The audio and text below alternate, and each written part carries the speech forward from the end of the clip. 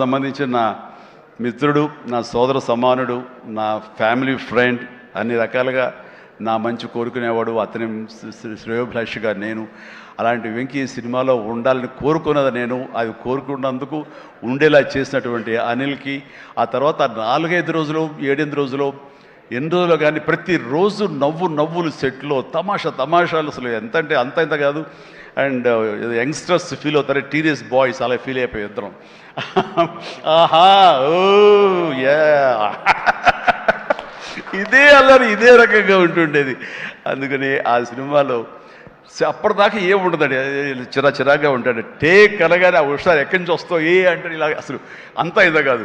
And నా సాంగ్స్కి అతను dance చేయటం, అతని సాంగ్ నేను రిపీట్ చేయటం, ఇలాంటి కాన్సెప్ట్ పెట్టి ఇద్దరి మధ్య బ్యాలెన్స్ చేసి ఎవ్వరికి ఏ అసంతృప్తి లేకుండా చేసి well knitted film with 2 super stars, 2 big stars అన్న కలిసి తన తెలివితేటల్ని ప్రదర్శించుకున్నాడు అనిల్. రియల్గానే ఇతని డైరెక్షను, ఇతను కన్సీవ్ చేసినటువంటి ఆ సాంగ్, ఆ సీన్స్, ఇవన్నీ కూడాను అది వెంకీ ఇంట్రో కానీ అది అవన్నీ చూస్తుంటే ఎంత ప్లాన్ చేశాడు, ఎంత బాగా ఆలోచించాడు అంటే అంత ఇంత కాదు. అండ్ అందుకని ఎంత పెద్ద యాక్టర్లతోనే సరే, ఎంత పెద్ద సినిమాని సరే హ్యాండిల్ చేసేంత కెపాసిటీ, క్యాపబిలిటీస్ ఉన్నటువంటి ఫ్యూచర్, మన Telugu industry future Anil Ravipudi. And Anil Ravipudi నాతో సినిమా మళ్ళీ చేస్తావా లేదా అది నీ ఇష్టం. అది ఎందుకంటే కారు వచ్చేసింది ఇంకెందుకులే అనుకోవచ్చు, నువ్వు పని అయిపోయిందని. లేకపోతే చెప్పు హెలికాప్టర్ ఇస్తావు, చెప్పు మళ్ళీ చేస్తానంటావు.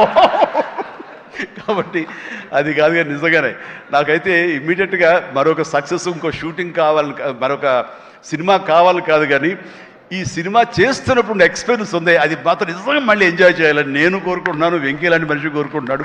బట్ ఎవరికి వస్తుందో ఛాన్స్, ఎలా వస్తుందో తెలియదు. ఇద్దరికి కలిపి వచ్చి ఫుల్ ఫెడ్జ్ సినిమాలు ఉంటే మాత్రం ఇద్దరిని చాలా చక్కగా బ్యాలెన్స్ చేయగలడు అన్న భరోసా, నమ్మకం ఇప్పుడు ఇండస్ట్రీకి, మాకు అందరికి ఇచ్చేసాడు. కాబట్టి definitely it has to happen when he only knows, nobody knows.